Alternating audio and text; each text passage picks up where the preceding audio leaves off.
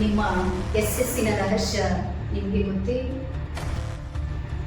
ನಿಮ್ಮ ಇಂದಿನ ಸಣ್ಣ ಸಣ್ಣ ಹೆಜ್ಜೆಗಳು ನಾಳೆ ದೊಡ್ಡ ಸಾಧನೆ ಮಾಡುವುದಕ್ಕೆ ಅವಕಾಶ ನೀಡುತ್ತೆ ಅನ್ನುವಂಥದ್ದನ್ನು ಯಾವತ್ತಾದರೂ ಯೋಚಿಸಿದ್ದೀರಾ?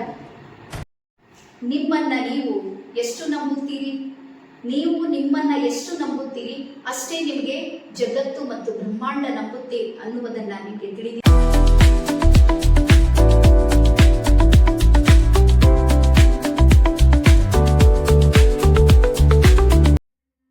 ಎಲ್ಲ ಆತ್ಮೀಯ ಬಾಂಧವರಿಗೂ ನನ್ನ ಶರಣಾರ್ಥಿ. ನಾನು ನಿಮ್ಮ ಶ್ರೀದೇವಿ ಹುಡುಗ. ಇವತ್ತು ಮತ್ತೆ ನಾನು 2ನೇ ದಿನಕ್ಕೆ ತಮ್ಮೆಲ್ಲರಿಗೂ ಸಮೇತ ನಾನು ಹಾರ್ದಿಕವಾದ ಸ್ವಾಗತ ಸುಸ್ವಾಗತವನ್ನ ಮಾಡ್ಕೊಳ್ತಾ ಇದ್ದೀನಿ. ಇವತ್ತಿನ ಅತ್ಯಂತ ಮಹತ್ವವಾದ ಟಾಪಿಕ್ ಅನ್ನ ನಾನು ನಿಮ್ಗೆ ತಗೊಂಡು ಬಂದೀನಿ. ಅದು ಯಾವುದು ಅಂದ್ರೆ ಅವಕಾಶ ಅನ್ನುವಂಥದ್ದು. ಹಾಗಾಗಿ ನಮ್ಮಲ್ಲಿ ಹೇಳ್ತಾರ, ಆಕಾಶಕ್ಕಿಂತಲೂ ದೊಡ್ಡದು ಯಾವ್ದಾದ್ರೂ ಇದ್ರೆ ಅದು ಯಾವುದು ಅಂದ್ರೆ ಅವಕಾಶ. ಹಾಗಾಗಿ ಲೈಫ್ ನಲ್ಲಿ ಇವತ್ತು ಬಹಳ ದೊಡ್ಡ ಅಚೀವ್ಮೆಂಟ್ ಅನ್ನ ಮಾಡಿದ್ದಾರೆ ಅಥವಾ ಗೋಲ್ಸ್ ಅನ್ನ ಹೋಗಿ ತಲುಪಿದ್ದಾರೆ. ಗೋಲ್ ಸೆಟ್ಟಿಂಗ್ ಅವ್ರು ಸಕ್ಸಸ್ ಆಗಿದೆ, ಅವ್ರು ಅಂದುಕೊಂಡಿದ್ದ ಕೆಲಸವನ್ನ ಸಂಪೂರ್ಣ ಆಗಿದೆ, ಡ್ರೀಮ್ಸ್ ಎಲ್ಲಾನು ಕಂಪ್ಲೀಟ್ ಆಗಿದೆ.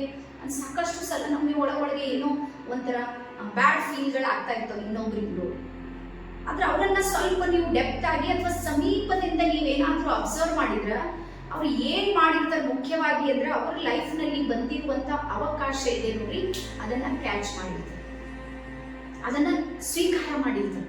ಸ್ವೀಕಾರ ಮಾಡಿದ್ಮೇಲೆ ಅದರ ಮೇಲೆ ವರ್ಕ್ ಮಾಡೋದಕ್ಕೆ ಶುರು ಮಾಡ್ತಾರೆ. ಫೋಕಸ್ ಆನ್ ಒನ್ ವರ್ಕ್, ಒಂದೇ ಕೆಲಸದ ಮೇಲೆ ಫೋಕಸ್ ಮಾಡ್ತಾರೆ. ಅವ್ರಿಗೆ ಗೊತ್ತಿರುತ್ತೆ ಈ ಅವಕಾಶ ನೀವು ಬಹಳ ದೊಡ್ಡ ಲೆವೆಲ್ ಅಲ್ಲಿ ಕರ್ಕೊಂಡು ಹೋಗುತ್ತೆ ಅಂತ. ಅವಾಗ ಸ್ಟೆಪ್ ಬೈ ಸ್ಟೆಪ್ ಅವ್ರು ಕೆಲಸ ಮಾಡ್ತಾ ಹೋಗ್ತಾರೆ. ಕೆಲವೊಂದ್ಸಲ ಅವ್ರಿಗೆ ಸಪೋರ್ಟಿವ್ ಸಿಸ್ಟಮ್ ಸಿಗುತ್ತೆ, ಕೆಲವೊಂದ್ಸಲ ಸಿಗೋದಿಲ್ಲ.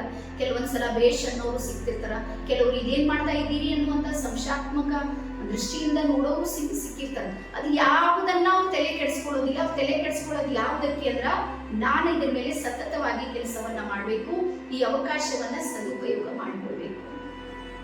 ಅವರು 3 ವರ್ಷ 4 ವರ್ಷ 5 ವರ್ಷ ಈ ರೀತಿ ಅವ್ರು ಒಂದೇ ಫೋಕಸ್ ಮೇಲೆ ಕೆಲಸ ಮಾಡ್ತಾರ. ಒಂದು ದಿನ ಅವರು ಸಕ್ಸಸ್ ಆಗ್ತಾರೆ. ಹಾಗಾದ್ರೆ 2ನೇ ವಿಷಯ ಏನು ಅಂದ್ರ, ನಾವ್ ಯಾಕೆ ಸಕ್ಸಸ್ ಆಗ್ಲಿಲ್ಲ? ಹಾಗಾದ್ರೆ ನಮ್ಗೆ ಅವಕಾಶಗಳು ಸಿಗ್ಲಿಲ್ಲೇನು? ಬಹಳಷ್ಟು ಸಲ ಸಿಕ್ಕಿದೆ. ಹಾಗಾದ್ರೆ ಸಿಕ್ಕಾಗ ನಮ್ಮ ಮನಸ್ಥಿತಿ ಏನಿತ್ತು ಅಂತ ಒಂದ್ಸಲ ಯೋಚನೆ ಮಾಡ್ರಿ. ಯಾವಾಗ ಅವಕಾಶ ಸಿಕ್ಕಿತ್ ನೋಡ್ರಿ, ಅವತ್ತಿನ ದಿನ ನಮ್ಗೆ ಭಯ ಇತ್ತು ಒಳಗೆ, ಅದು ಮಾಡ್ತೀನೋ ಇಲ್ಲ ಅನ್ನುವಂತ ಅನುಮಾನ ನಮ್ಮಲ್ಲಿತ್ತು. ಅದಾದ ನಂತರ 3ನೇದು ಬರುತ್ತೆ, ಅಚಾನಕ್ ಆಗಿ ನಾನು ಒಂದು ಹೊಸ ಕಾರ್ಯವನ್ನ ಮಾಡೋದಕ್ಕೆ ನಿಂತಾಗ ಜನ ಏನಂತಾರೋ, ಸಮಾಜ ಏನ್ ಹೇಳುತ್ತೆ, ಅದಕ್ಕೆ ಹೇಳ್ತಾರೆ ಸಬ್ಸೆ ಬಡಾರೋ ಕ್ಯಾ ಕಹಿಂಗೆ ಲೋಗ.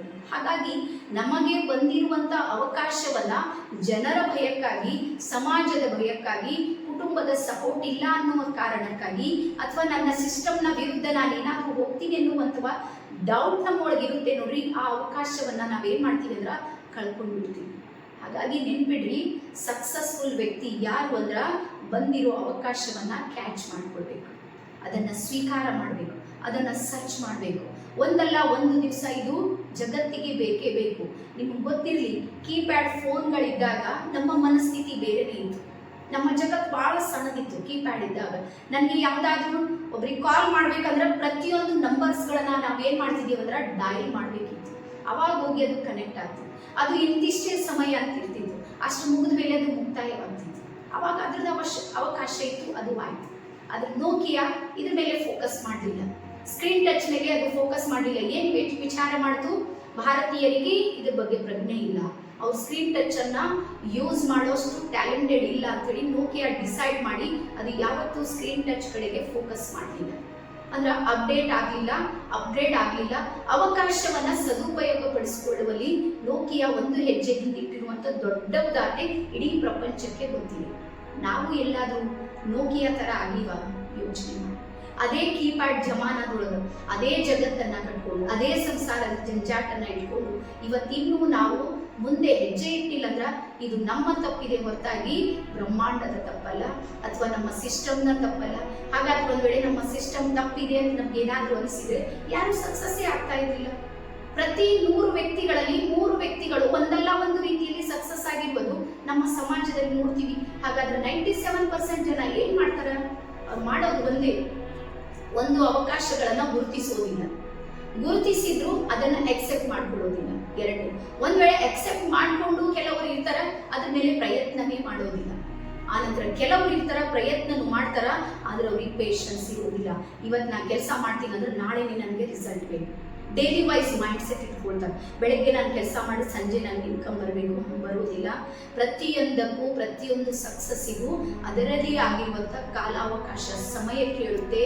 ಸಾಧನೆ ಏನ್ ಕೇಳುತ್ತೆ ನಮ್ಮಿಂದ ಅಂದ್ರೆ ಸಮಯ ಕೇಳುತ್ತೆ, ಸಹನೆ ಕೇಳುತ್ತೆ. ಅವಾಗ ಮಾತ್ರ ನಮ್ಮ ಅವಕಾಶಗಳಿಗೆ ನೋಡಿ ಅದು ಸದುಪಯೋಗ ಆಗೋದಕ್ಕೆ ಸಾಧ್ಯ ಇದೆ. ಹಾಗಾಗಿ ಇವತ್ತು ಪುನಃ ನಿಮ್ಗೊಂದು ಹೋಮ್ವರ್ಕ್ ಇದೆ. ನಿಮ್ಮ ಜೀವನದಲ್ಲಿ ಯಾವ ಕಾಲಘಟ್ಟದಲ್ಲಿ ನಿಮ್ಗೆ ಏನೇನು ಅವಕಾಶಗಳು ಸಿಕ್ಕಿರ್ಬೋದು ಯೋಚನೆ ಮಾಡಿ. ಯಾವುದೋ ಸ್ಟೇಜಲ್ಲಿ ಹೋಗಿ ಮಾತಾಡೋ ಅವಕಾಶ ಬಂದಿತ್ತು, ನೀವು ಕಳ್ಕೊಂಡ್ಬಿಟ್ಟಿರಿ. ಯಾರಿಗೋ ಸಹಾಯ ಮಾಡೋ ಅವಕಾಶ ಪರಮಾತ್ಮ ನಿಮ್ಗೆ ಕೊಟ್ಟಿದ್ದ, ಅದನ್ನು ನೀವು ಕಳ್ಕೊಂಡ್ರಿ. ಎಲ್ಲೋ ನಿಂತು ಒಂದಿಷ್ಟು ವಿಚಾರಗಳನ್ನ ವಿಮರ್ಶೆ ಮಾಡುವಂತ ಅವಕಾಶ ನಿಮ್ಗಿತ್ತು, ಅದನ್ನು ನೀವೆಲ್ಲೋ ಒಂದು ಕಡೆ ತ್ಯಾಗ ಮಾಡಿದ್ರಿ. ಯಾವುದೋ ಒಂದು ದೇವಸ್ಥಾನದಲ್ಲಿ ಒಂದು ಒಳ್ಳೆ ಕಾರ್ಯ ಮಾಡುವಂತಹ ಸಂದರ್ಭದಲ್ಲಿ ಒಂದು ಹೆಜ್ಜೆಯನ್ನ ಹಿಂದಿಟ್ಟು ನೀವು ನಿಮ್ಮ ಅವಕಾಶವನ್ನ ನೀವು ಪಡೆಯಲಿಲ್ಲ. ಅಥವಾ ಯಾವುದೋ ಒಂದು ಕಂಪನಿಯಲ್ಲಿ ದೊಡ್ಡ ಪೋಸ್ಟ್ ಅಂಡ್ ಪೊಸಿಷನ್ ತಗೊಳ್ಳುವಂತ ಅವಕಾಶ ಇತ್ತು, ಯಾವುದೋ ಒಂದು ವಿಚಾರವನ್ನ ಇಟ್ಟು ಒಂದು ಸ್ಟೆಪ್ ಅನ್ನ ಹಿಂದೆ ಇಟ್ರಿ. ನಿಮ್ಮದೇ ನಮ್ಮ ಧರ್ಮ ಅಂತ ಹೇಳ್ತೀವಿ ನೋಡಿ, ನಮ್ಮ ಧರ್ಮದಲ್ಲಿ ಒಂದಿಷ್ಟು ಏನೋ ಒಂದು ಮಾಡಬೇಕು ಅನ್ನುವಂತ ಅವಕಾಶ ಇದ್ದಾಗೂ ಸಮೇತ ನಾನು ನನ್ನವರನ್ನೇ ನಿಂದನೆ ಮಾಡ್ತಾ, ನನ್ನವರದೇ ಕಾಲನ್ನ ಎಳಿತ, ನಾನು ಎಲ್ಲೋ ಒಂದ್ ಕಡೆ ನನ್ನ ಅವಕಾಶವನ್ನ ನಾನು ಸದುಪಯೋಗ ಮಾಡ್ಕೊಂಡಿಲ್ಲ ಅನ್ನುವಂಥ ನೋವು ಡೆಫಿನೆಟ್ಲಿ ನಿಮಗೂ ಇದಿರುತ್ತೆ. ಹಾಗಾಗಿ ನಾವು ಚಾರ್ಟ್ ಮಾಡ್ರಿ, ಎಲ್ಲೆಲ್ಲಿ ಅವಕಾಶ ಬಂದಿರುವ ಅವಕಾಶವನ್ನ ಒಂದು ಲಿಸ್ಟ್ ಮಾಡ್ರಿ. ಇನ್ನೊಂದ್ ಕಡೆ ಆ ಅವಕಾಶಗಳನ್ನ ನಾನು ಏನ್ ಮಾಡ್ದ, ಸದುಪಯೋಗ ಮಾಡ್ಕೊಂಡಿನ ಅಥವಾ ಅದನ್ನ ಬಿಟ್ಟಾಕಿ. 100% ಹೇಳ್ತೀನಿ, ನೀವು ನಿಮ್ಮ ಲೈಫ್ ನಲ್ಲಿ ಬಂದ ಅವಕಾಶಗಳನ್ನ ಒಂದು ಬಿಟ್ಟು ಹಾಕೋದಕ್ಕೆ ಸಾಕಷ್ಟು ಕಾರಣ ಇದೆ. ಅದರಲ್ಲಿ ನನ್ಗೆ ಆಗೋದಿಲ್ಲ, ನನ್ನ ಫ್ಯಾಮಿಲಿ ಸಪೋರ್ಟ್ ಮಾಡೋದಿಲ್ಲ, ಸಿಸ್ಟಮ್ ಸರಿ ಇಲ್ಲ, ಸಮಾಜ ಒಪ್ಪೋದಿಲ್ಲ, ಇವೆಲ್ಲವೂ ಇಲ್ಲ ಸಲ್ಲದ ವಿಚಾರಗಳನ್ನ ನಿಮ್ಮ ತಲೆಯಲ್ಲಿ ಇಟ್ಕೊಂಡು ನೀವು ಅವಕಾಶದಿಂದ ವಂಚಿತ ಆಗಿದ್ದೀರಿ. ಆದ್ರೂ ನಿಲ್ಲಿ, ಯೋಚನೆ ಮಾಡಿ. ಪುನಃ ಮತ್ತೆ ಬ್ರಹ್ಮಾಂಡ ನಿಮಗೊಂದು ಅವಕಾಶ ಕೊಟ್ಟಿದೆ. ಜೀವನದಲ್ಲಿ ಸಂತೋಷವಾಗಿರುವುದಕ್ಕೆ, ಸಂಭ್ರಮದಿಂದ ಬಾಳೋದಕ್ಕೆ, ಅಚೀವ್ಮೆಂಟ್ ಮಾಡೋದಕ್ಕೆ ವಯಸ್ಸಿನ ಅಗತ್ಯ ಇಲ್ಲ, ಮನಸ್ಸಿನ ಅಗತ್ಯ ಇದೆ. ಇವತ್ತು ನೀವೇನಾದರೂ ಡಿಸೈಡ್ ಮಾಡಿದ್ರಿ, ನಾನೇನೋ ಒಂದು ಮಾಡಬೇಕು ಅಂದ್ರೆ 100% ಮಾಡಿದ್ರಿ. 100ಕ್ಕೆ 100ರಷ್ಟು ನೀವು ಸಾಧನೆಯನ್ನ ಮಾಡುವ ಎಲ್ಲ ಸಾಧ್ಯತೆಗಳು ನಿಮ್ಮ ಹತ್ರ ಇವೆ. ಒಂದು ಸಲ ಹೇಳ್ರಿ, ಯೋಚನೆ ಮಾಡ್ರಿ, ಲೀಸ್ಟ್ ರೆಡಿ ಮಾಡ್ರಿ, ಸ್ಟೆಪ್ ಅನ್ನ ಇಡೋದಕ್ಕೆ ಶುರು ಮಾಡ್ರಿ. ಅದರಲ್ಲಿ ಮೊದಲ ಹಂತ ಸೋಲಿರ್ಬೋದು, 2ನೇ ಹಂತ ಮತ್ತೆ ಸೋಲಿರ್ಬೋದು, 3ನೇ ಹಂತಕ್ಕೆ ಮತ್ತೆ ನೀವು ಸೋಲ್ಬೋದು. ಆದ್ರೆ 10ನೇ ಹಂತಕ್ಕೆ ಬಂದಾಗ 100ರಷ್ಟು ನೀವು ಗೆಲುವನ್ನ ಸಾಧಿಸಿರ್ತೀರಿ. ಇದು ನನ್ನ ಅನುಭವದ ವಿಚಾರವನ್ನ ಹೇಳ್ತಾ ಇದ್ದೀನಿ. ಮತ್ತೆ ನಾನು ನಿಮ್ಮ ಎದುರಿಗೆ ಇವತ್ತಿದ್ದೀನಿ ಅಂದ್ರೆ ನಾನು ಒಂದೇ ಕೆಲಸ ಮಾಡಿದ್ದೆ. ಏನು ಅಂದ್ರೆ ನನ್ಗೆ ಎಲ್ಲಿ ಅವಕಾಶ ಸಿಗ್ತಿತ್ತು ನಾನು ನಿಂತು ಯೋಚನೆ ಮಾಡ್ತಿದ್ದ, ಈ ಅವಕಾಶದಿಂದ ನಂದು ಒಳ್ಳೇದಾಗಬೇಕು ಮತ್ತೆ ನನ್ನ ಸಮಾಜಕ್ಕೂ ಒಳ್ಳೇದಾಗಬೇಕು. ಎರಡು ಯಾವಾಗಲೂ ಎಸ್ ಅಂತೇಳಿ ನನ್ನ ಸಬ್ಕಾನ್ಶಿಯಸ್ ಮೈಂಡಲ್ಲಿ ಬಂದಿದೆ. ಆ ಅವಕಾಶ ನಾನು ಯಾವುದೇ ಕಾರಣಕ್ಕೂ ಮಿಸ್ ಮಾಡ್ಕೊಂಡಿಲ್ಲ. ಅದಕ್ಕೆ ತೊಂದರೆಗಳು ಬಂದಿಲ್ಲ ಅಂತಿಲ್ಲ, ತೊಂದರೆಗಳು ಬಹಳಷ್ಟು ಬಂದು, ಮತ್ತೆ ಯಾರು ತೊಂದರೆ ಕೊಟ್ಟರು ಅವರೇ ಸೈಡ್ ಆದ್ರು ಪಾಪು, ಅವ್ರು ಯಾರಿಂದ ನಮ್ಗೆ ಏನು ಸಮಸ್ಯೆ ಆಗಲಿಲ್ಲ. ಹಾಗಾಗಿ ನನ್ನ ಅವಕಾಶವನ್ನ ನಾನು ಸದುಪಯೋಗ ಮಾಡಿಕೊಂಡು ಇವತ್ತಿನಿಂದಲೂ ನಾನು ಪ್ರಾರಂಭ ಮಾಡಿದ್ರೆ ನಾನು ಸಕ್ಸಸ್ ಆಗ್ತೀನಿ ಅನ್ನುವಂಥ ಭಾವದೊಂದಿಗೆ ಪುನಃ ಹೇಳ್ರಿ, ಎದ್ದು ನಿಲ್ರಿ, ನಿಮ್ಮ ಕಾರ್ಯದ ಮೇಲೆ ನೀವು ಫೋಕಸ್ ಅನ್ನ ಮಾಡ್ರಿ ಅಂತ ಹೇಳ್ತಾ, ಈ ಅವಕಾಶ ಸದುಪಯೋಗ ಮಾಡಿ ಅಂತ ಹೇಳ್ತಾ ಎಲ್ಲರಿಗೂ ಇನ್ನೊಂದು ಸಲ ಶರಣಾರ್ಥಿ. ನಿಮಗೂ ಸಮೇತ ಈ ಎಲ್ಲ ಪ್ರಶ್ನೆಗಳಿಗೂ ಉತ್ತರವನ್ನ ಬೇಕು. ನಿಮ್ಮ ಗೊಂದಲಗಳನ್ನು ನೀವು ನಿವಾರಣೆ ಮಾಡಿಕೊಳ್ಬೇಕು.